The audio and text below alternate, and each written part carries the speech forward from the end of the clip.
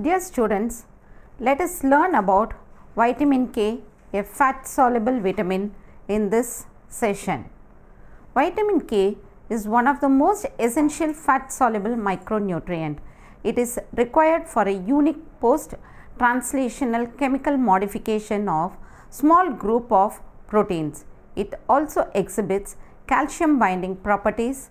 One of the most significant functions is its unequivocal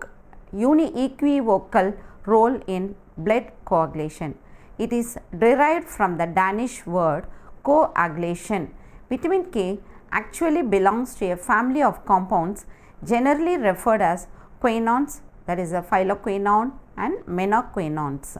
Phyloquinone is widely distributed in plant sources, while menaquinones are found only in animal sources. Vitamin K can also be synthesized from intestinal bacteria. Menadione is a synthetic form of vitamin K. Liver serves as a major storage site for vitamin K. The liver stores are rapidly broken down and are eliminated from the body. Thus, the body stores are known to be depleted quickly. This module would help you to understand the origin of the nutrient, know the major food sources, learn about its physiological functions, metabolic pathway, and adverse effects of deficiency. First, let us learn about the structure and nomenclature of vitamin K. This possesses a common 2-methyl-1,4-naphthoquinone structure referred as menadione. It also contains a side chain at the third position. This compound is not a natural constituent of foods. It has the ability to add on geranyl side chain at the third position and yields menaquinone 4 or MK4. In this regard, menadione can be considered as a pro-vitamin K. Naturally occurring forms of vitamin K possess the same naphthoquinone ring similar to that of menadione, but they would tend to differ in the structure of side chain at position 3. This could be traditionally classified into two categories in accordance with the origin of synthesis either by plants or bacteria. In plant origin, vitamin K, the major form is termed as phyloquinone or vitamin K1, which comprises the same phytyl side chain as that of chlorophyll. Bacteria also synthesize a group of compounds called menaquinones and is termed vitamin K2. The food sources of vitamin K is the phyloquinone is widely distributed in nature. Green leafy vegetables are known to be the richest sources and they contribute significantly to the dietary intakes. The relative concentration of phyloquinone in vegetables reflects their direct relationship with photosynthetic tissues, and highest values are found in dark green leafy vegetables, namely the kale, parsley, spinach and cabbage, with intermediate amount being found in broccoli, Brussels sprouts and lettuce. Significant amounts are also found in non-leafy vegetables like green beans, cauliflower and cucumber. Vegetable oils, namely the soybeans, rapeseed and olive oils, also known to contain relatively higher amounts in the range of 50 to 200 microgram per 100 gram. Fish and skeletal muscles, cereals and beverages are found to contain only negligible amounts. Cheese is a fermented milk product and this is known to contain two major types of menaquinones, that is MK8 and MK9. Their concentration ranges from 5 to 10 and 10 to 20 microgram per 100 gram respectively. These might be thought to have been derived from the bacterial starter cultures adopted in the process of fermentation. Because molds are not capable of synthesizing menaquinones and its content was estimated to be less than or equal to 1 microgram per 100 gram. The liver of ruminant species have been estimated to contain 10 to 20 microgram of menaquinones per 100 gram. The vitamin K2 is usually considered as a typical of the menaquinone series because it is not generally synthesized from bacteria. It is abundantly found in animal tissues and eggs. Apart from these, bacteria that are normally known to populate the microbial ecosystem of the human intestine are proposed to synthesize menaquinones. After knowing the sources of vitamin K, next look into the physiological functions of vitamin K. This has an essential role in the synthesis of substances needed for blood clotting. Prothrombin factor 2, proconvertin factor 3, plasma thromboplastin component factor 9 and Stewart factor and factor 10. Vitamin K is needed for the conversion of prothrombin to prothrombinogen in the liver. This is mediated by the conversion of glutamic acid of the protein into a new amino acid called gamma carboxyglutamate acid. This in turn catalyzes the conversion of prothrombin in the blood to fibrinogen, a factor involved in the formation of fibrin in blood coagulation.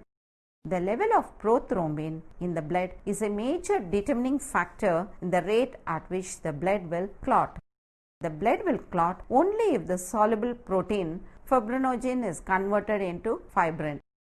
Thrombin is known to be involved in catalyzing the conversion of fibrinogen from fibrin. There are mainly two pathways, extrinsic and intrinsic, which play a role in the generation of prothrombin and thrombin for blood clotting. Let us look into the intrinsic pathway. The process of coagulation begins with the absorption of factor 12 into collagen.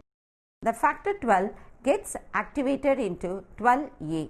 This precedes the process of cleaving the factor 11 to yield an active compound 10IA. This in turn cleaves the factor 9, which is highly dependent on vitamin K. The carboxylation process binds with calcium and phospholipids that are formed from the aggregation of platelets. This helps for the conversion of 10 to 10A, which is also a vitamin K dependent factor. 10A in turn leads to the hydrolysis of prothrombin or the factor 2 to thrombin, the factor 2A. This completes the conversion of fibrinogen to fibrin, resulting in the formation of clot. Next, we will see about the extrinsic pathway. In case of tissue injury, the tissue thromboplastin activates the factor 7. The factor 7A is vitamin K dependent. Similar cascade of reactions are known to occur, which was described in the intrinsic pathway. This ultimately results in the synthesis of thrombin from prothrombin. We will look into the role of vitamin K in bone health. Physiological and observational evidences have suggested that vitamin K plays an important role in bone growth as well as the maintenance of bone density. Supplementation of vitamin K has shown to promote osteotrophic process via slowing down osteoclastic processing through calcium bonding. A combination of in vivo and cell culture experiments have found that MK4 helps to reduce bone losses caused by either withdrawal of estrogen or corticosteroid treatment. The formation of osteoclast-like cells in bone marrow derived cultures is known to be inhibited by MK4. Next, in cancer, studies have determined that MK4 has the greatest potential of inhibiting the growth of certain types of cancer cells from those of liver and gut and some types of leukemia cells, either by inducing the cell differentiation or by apoptosis. In vitro studies have demonstrated that MK4 menadione and menadione related analog, that is vitamin K5, was known to reduce cell proliferation and anti-tumor effects in colorectal cancer cell lines. MK4 has been known to suppress the development of hepatocellular carcinoma among cirrhotic patients. It also reduces the incidence of recurrence of hepatocellular carcinoma after resection. Next, we will see the role of vitamin K in inflammation. There exists an inverse relationship between vitamin K and inflammatory response. Studies performed on animals have showed that vitamin K deficient diet resulted in an increased expression of genes that are involved in acute inflammatory response, while supplementing vitamin K was shown to suppress the inflammatory response. Next, with regard to the oxidative damage, it has been evaluated to have a definitive role in preventing the oxidative damage to oligodendrocyte precursor cells and fetal cortical neurons. Oxidative damage is known to be the major factor leading to cell death in brain disorders such as perinatal hypoxia or ischemia. Under these conditions, the pre-myelinating oligodendrocytes are known to be damaged by reactive oxygen species. Vitamin K has also been reported to possess free radical scavenging activity and thus would help to suppress lipid peroxidation in liver. Next, we will see its role in sphingolipid synthesis. Sphingolipids are nothing but a group of lipids found in large amounts in brain. The importance of vitamin K for their synthesis was evaluated by a study conducted on bacteria. When vitamin K requiring bacteria were grown in vitamin K depleted medium, it exhibited defects in cell envelope. This was mainly caused due to a reduction in the activity of 3-keto-dihydrosphingosin synthase. It is known to be the first enzyme in the sphingolipid pathway. Galactocerebroside sulfotransferase, a brain enzyme said to be sensitive to vitamin K depletion. MK4 supplementation was shown to be beneficial for restoring the activity. MK4 is the major principal form of vitamin K that is present in the brain of humans and animals. It is known to be present in highest concentrations, particularly in regions having higher amounts of sphingolipids. Thus, it could be said that MK4 is a highly physiologically active form and has been implicated in the synthesis of structural lipids in vivo. The mechanism of action of vitamin K in mediating these effects is still unknown, but it has been postulated that it is one of the vital nutrients in the brain which is required for the synthesis of lipids needed by myelinated cells. Thus, under conditions of vitamin K depletion, it is manifested as behavioral disorders attributed to vitamin K deficiency, or it could be an effect induced by warfarin treatment. We will see how vitamin K is absorbed. Dietary vitamin K as phylloquinone is absorbed in a chemically unchanged form from the proximal intestine. It gets solubilized into mixed cells comprising bile salts and the products derived from the pancreatic lipolysis. The extent of absorption of phylloquinone among healthy adults has been reported to be around 80%, and the diet containing green leafy vegetables like spinach would tend to decrease the rate of absorption to less than 10%. It exerts a strong association with the thylakoid membranes of chloroplasts. In the intestinal mucosa, the vitamin is incorporated into chylomicrons, which secretes into the lymph, and via the lacteals it enters into the bloodstream.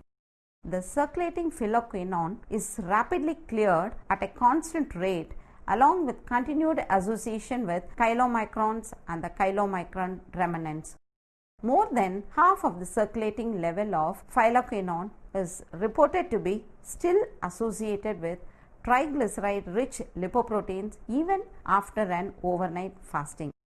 The remainder would get equally distributed between LDL and HDL. The major circulating form of vitamin K is the phylloquinone. In plasma, MK7 is found to be present at a lower concentration, and its lipoprotein distribution has been observed to be similar to that of phylloquinone. Dietary vitamin K in the form of chylomicron remnants has been thought to reach liver and various tissues including bone marrow. Liver is the principal site for the synthesis of vitamin K dependent coagulation proteins and is known to have limited capacity for storing phyloquinone. Hence, the hepatic reserves of phyloquinone are estimated to be 1000-fold lower than those of vitamin A reserves, while the estimated dietary intake is just about 10-fold lower. The tissue-specific vitamin K distribution patterns have been identified in humans and rats. Vitamin K accumulation in heart, brain and pancreas is suggestive of the fact that it might have an unrecognized physiological function associated with these organs. Phyloquinone is mainly absorbed by an energy-dependent process in the small intestine, whereas menaquinones and menadione would be absorbed in the small intestine and colon by passive diffusion. Its absorption is mainly dependent on several factors, including the presence of minimum amount of dietary fat, bile salts and pancreatic juices. The metabolism of vitamin K yields mixtures of vitamin K vitamins, and thus the tissue are found to contain mixtures of vitamin K despite consuming a single form. Majority of the tissues are estimated to contain phyloquinones and menaquinones only. Let us look into the metabolism of vitamin K. This occurs in a series of processes of bacterial dealkylation and realkylation converts phyloquinones to menaquinones prior to absorption. The metabolites that are produced by side chain shortening and oxidation are excreted in feces via the bile as glucuronic acid conjugates. This results in catabolization of phyloquinones and menaquinones. Menadione would be metabolized at a much faster rate and is primarily excreted in the urine as phosphates, sulfates or as glucuronide derivatives. We will look into the stores and distribution of vitamin K. Human liver comprises about 90% menaquinone and 10% phyloquinones are stored in human liver. Evidences indicated that liver stores of phyloquinone are very labile. Under severe dietary depletion, liver concentrations would tend to decrease to about 25% of its initial value within a span of 3 days. The hepatic stores of phyloquinone among different population groups is very scarce. We will see how vitamin K is excreted. Extensive metabolism is known to take place in liver and it is mainly excreted in urine and bile. Carboxylic acid with 5 and 7 carbon side chains have been identified as the major human excretion products. These are excreted in urine as glucuronide conjugates. The biliary metabolites are initially excreted as water-soluble conjugates. These in turn become lipid soluble while passing through the gut via deconjugation of the gut microbial flora. Next we will see what are the effects of deficiency of vitamin K. Deficiency in adults resulting due to hepatointestinal disorders impairs the absorption and utilization of the vitamin. The excessive use of oral anticoagulant drugs such as warfarin, which is used in the treatment and management of thromboembolic diseases, is considered as a major causative factor for the occurrence of deficiency. These anticoagulants would tend to reduce the circulating levels of vitamin K dependent clotting factors to some predetermined range. This can be evaluated depending on the clinical condition of an individual. The next one, the hemorrhagic disease of the newborn. This was discovered in 1894 by Townsend. It is described as a self-limiting bleeding disorder which is seen among newborns and it is considered to be of unknown origin. After the discovery of vitamin K, it was realized that HDN had similar features of a syndrome among newborns in the first week of life, and it was shown to be caused by a deficiency of vitamin K. Up to 1960s, HDN was considered to be a problem of first week of life. There are mainly two forms of deficiency that have now been recognized: late HDN and early HDN. Late HDN has been said to be a potentially more serious syndrome which is known to reach its peak between 3rd and 6th week of life. Early HDN is known to occur during the first 24 hours, and this is mainly caused by antagonist drugs taken during pregnancy. Late HDN is known to occur very rarely, and its prevalence rate is about 4 to 70 cases per 1 lakh live births, and is known to be a significant cause in infant morbidity and mortality worldwide. Estimated 50% of the cases of late HDN is known to cause intracranial hemorrhage leading to death or severe and permanent brain damage. The major risk factors for the occurrence of both these syndromes are exclusive breastfeeding. Since human milk is known to contain relatively low concentrations of vitamin K, and intake of maternal milk in the first week of life has been reported to be the major risk factors, poor placental stores have also been considered to be a probable risk factor.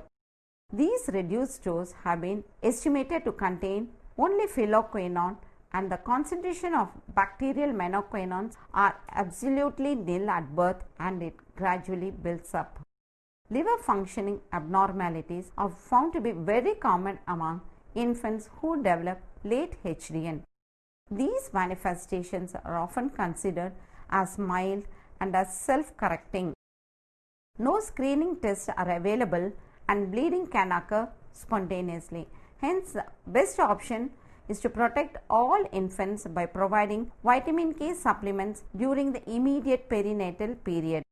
A convincing body of evidences is available which implies that without vitamin K prophylaxis, infants are known to be at a greater risk of dying, or the brain may be damaged permanently due to severe depletion of vitamin K during the first 6 months of life. The use of multiple oral supplements has become very common instead of the single intramuscular injection generally given as 1 milligram of phylloquinone at birth. In order to minimize the risk, the American Academy of Pediatrics has recommended the administration of 0.5 to 1 milligram vitamin K to all newborn babies immediately after birth. There is also certain symptoms of toxicity of vitamin K. Oral intake of vitamin K has been reported to be free of toxic side effects. This has been demonstrated through clinical administration of phylloquinone at the rate of 10 to 20 milligram or greater levels. Patients suffering from chronic fat malabsorption can ingest doses of 10 to 20 milligram without any reported harmful effect. From the nutritional point of view, it is safe to avoid synthetic preparation of menadione or its salt among newborns. Vitamin K is known to lack intrinsic biologic activity. The unsubstituted third position is known to be highly reactive and has a strong association with the occurrence of neonatal hemolysis and liver damage. After learning about the toxicity, now we shall look into the recommended dietary allowances of vitamin K. And there is not much data available, and there is a very limited data on the vitamin K intake as well as its requirement. It exists widely in plant-based foods, and dietary deficiency is not normally encountered. The FAO WHO has suggested an RDA of 55 microgram for an adult. Now, to summarize what we have learned so far, we can understand that vitamin K plays a significant role in the maintenance of blood coagulation. It is commonly referred to as the quinones. It is found widely distributed in plant-based foods. Apart from facilitating blood coagulation, it also helps to maintain normal bone health, prevents cancer, inflammation and oxidative damage. Severe deficiency is known to be manifested as hemorrhagic disease commonly seen in infants. It is often regarded as a nutrient free of toxic side effects. Hence, adequate amounts should be taken through daily diet in view of preventing the problems associated with blood coagulation.